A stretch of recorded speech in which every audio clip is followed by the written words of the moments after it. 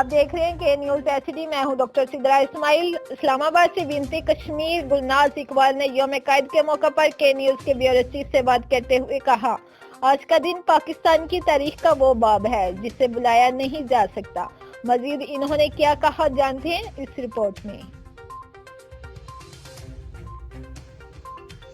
بسم اللہ الرحمن الرحیم.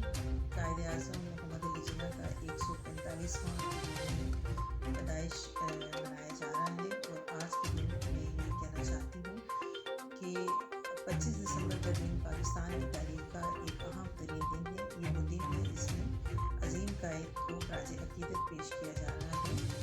قائد اعظم محمد علی جناح کا شمار عظیم ترین قائدین میں ہوتا ہے، اور آج بھی ہمیں ان کے بتائے ہوئے رہنما اصولوں پر عمل پیرا ہونے کی ضرورت ہے.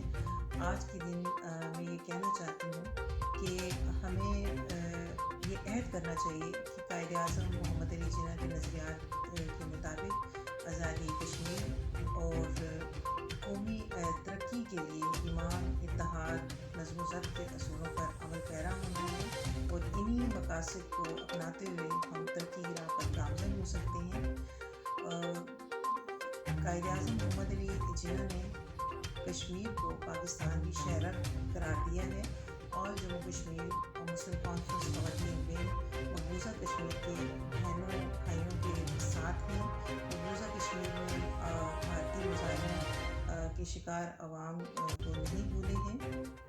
انشاءاللہ کشمیر بنے گا پاکستان، یہی ہمارے بزرگوں کا نعرہ ہے، اور ہم حق قدراتیت کشمیر اور نظریہ الحاق پاکستان کے ساتھ مسلم کانفرنس کی قیادت کے سپاہی ہیں. اللہ تعالیٰ قائد اعظم کے درجات بلند کرے.